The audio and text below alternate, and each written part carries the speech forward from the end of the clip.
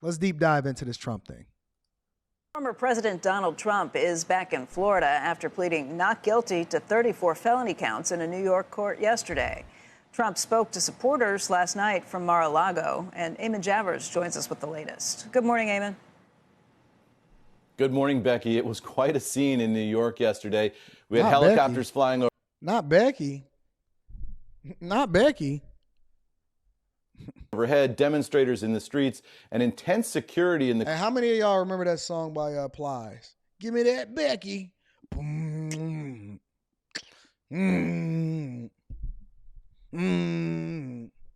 That was a jam. Hold on, let me find that.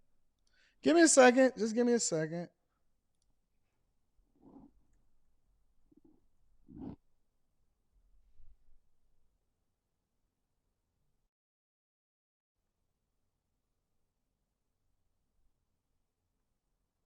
Give me 1 second.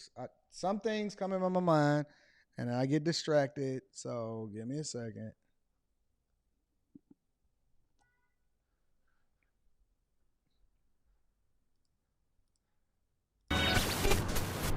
Right now, bro. For me though, must get back here for I bolt. You miss back here, let me know. Lick it. All right. That's all I can play. I don't want them saying, Anton, take it down. Anton, take it down. That's all I can play. Let's see if we can get a little bit more in there. Lick, yeah, I love that, bro. Head man, that's for sure. All right, that's all I got for y'all. We got to get back to our regularly scheduled program. All right? No more distractions. Let's go. Former President Donald Trump is back in Florida after pleading not guilty to 34 felony counts in a New York court yesterday. Reading super chats throughout the show. I see you on the Way Up podcast. Trump spoke to supporters last night from Mar-a-Lago, and Eamon Javers joins us with the latest. Good morning, Eamon.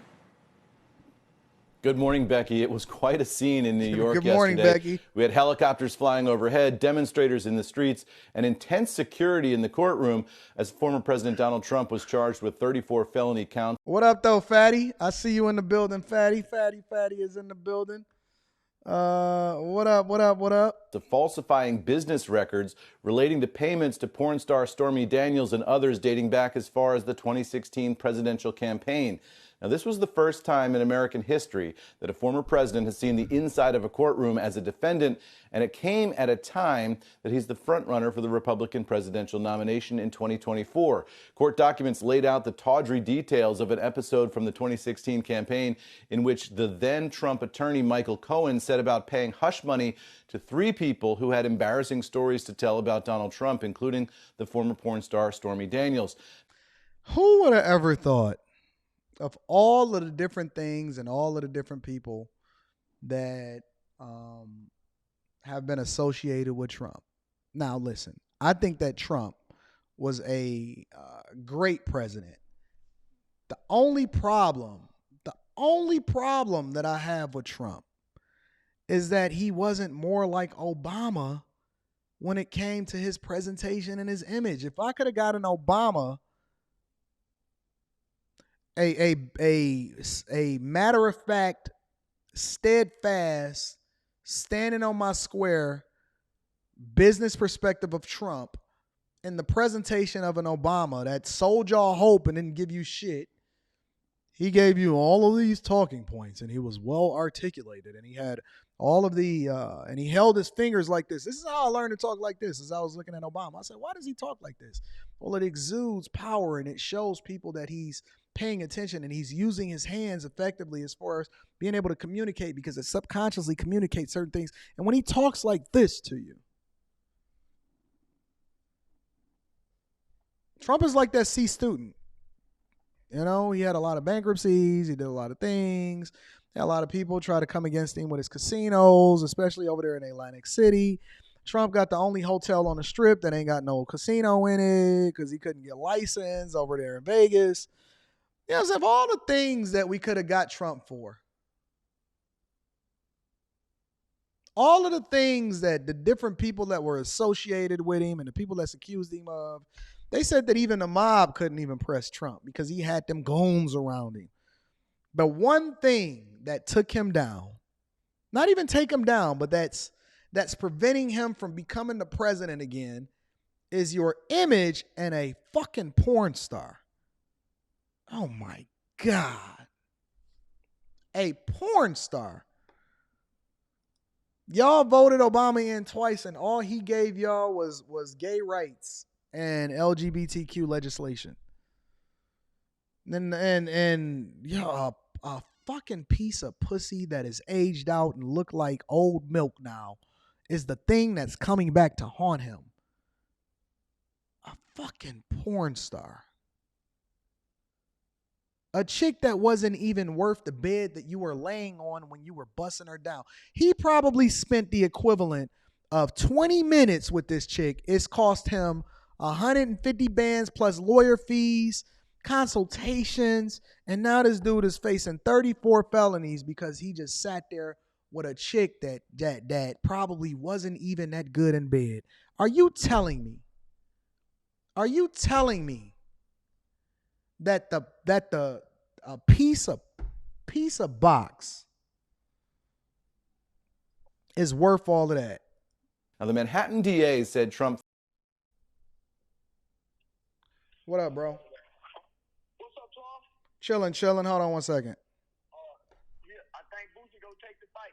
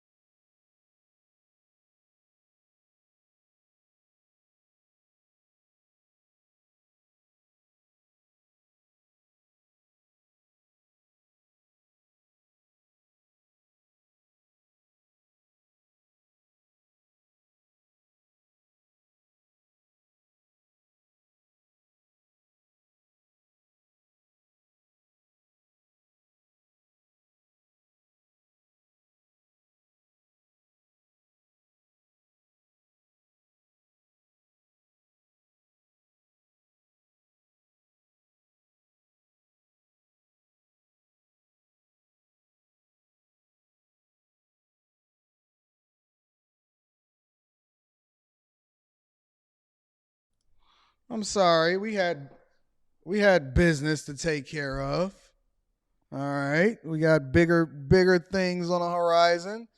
Y'all over there playing checkers, and we gonna go over there and play chess. So we working on some things behind the scenes. Let's continue into the show.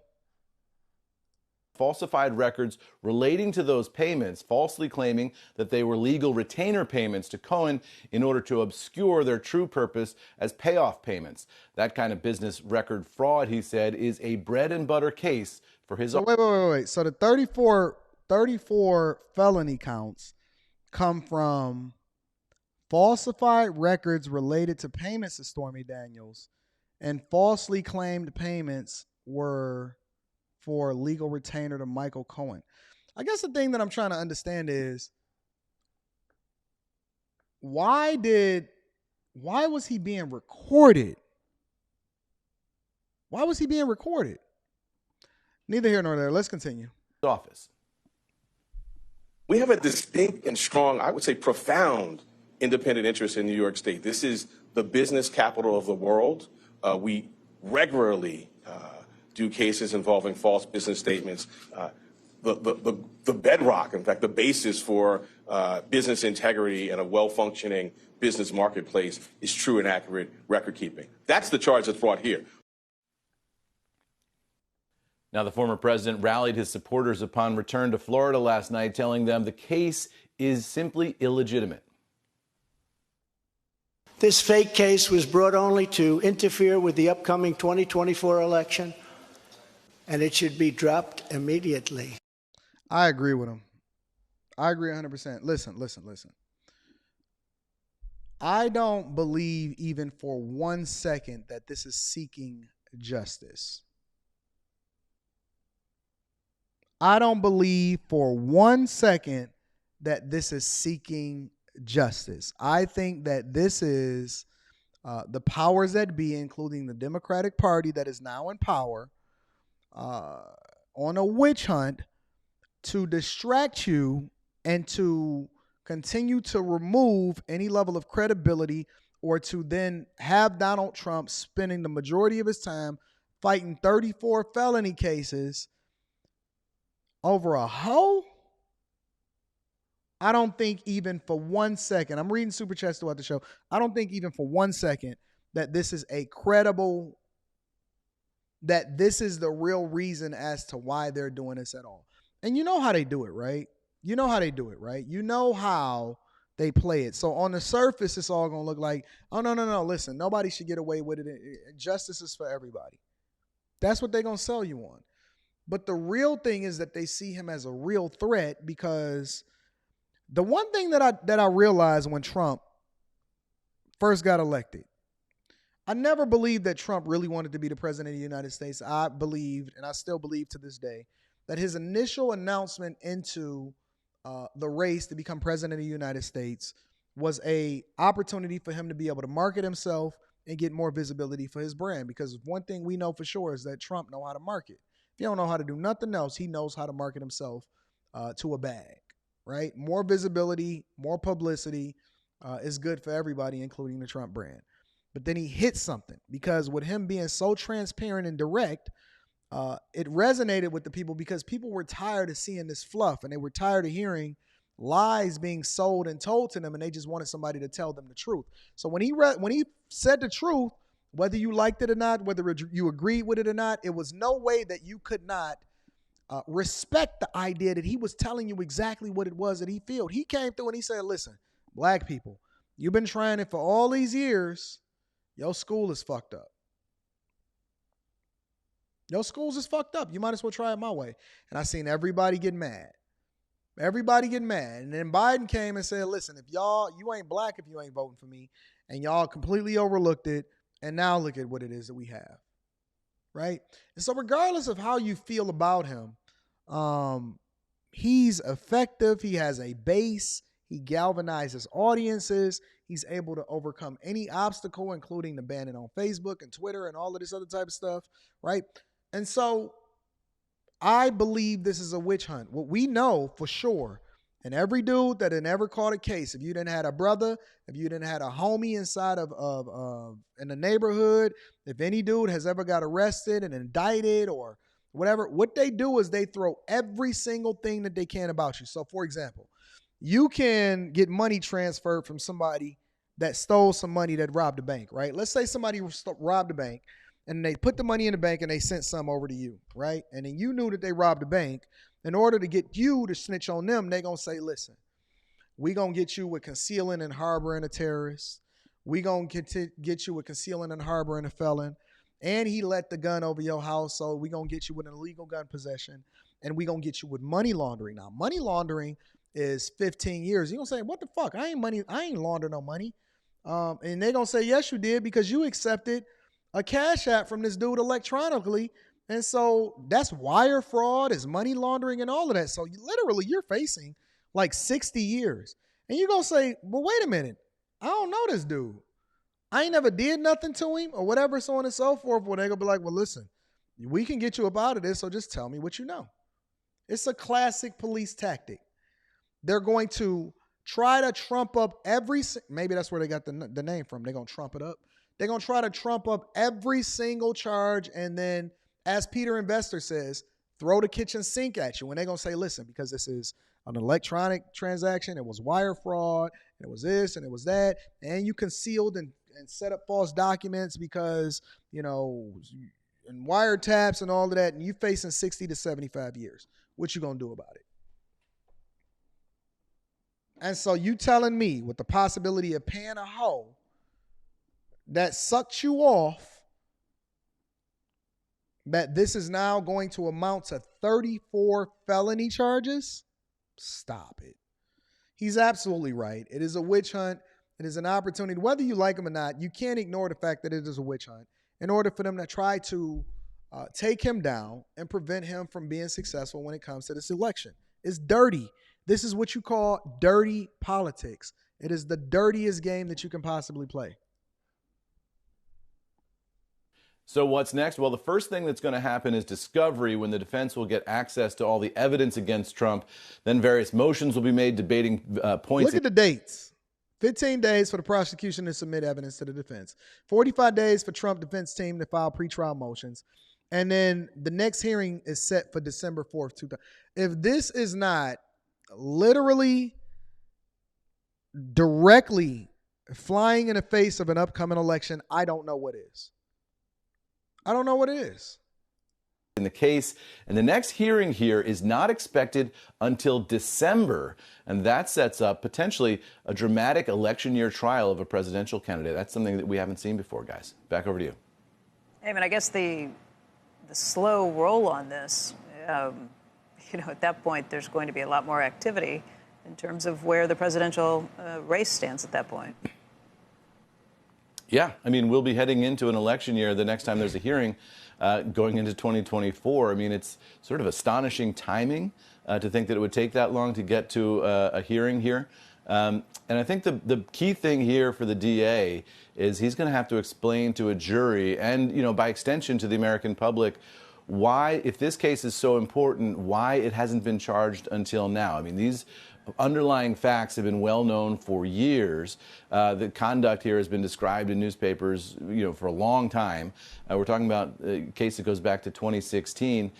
He's going to have to explain to the jury why these falsified business records allegedly are so important that they need to be dealt with now. And if they are so important that they need to be dealt with now, how come that hadn't been done before? Facts. So listen, I'm not going for it.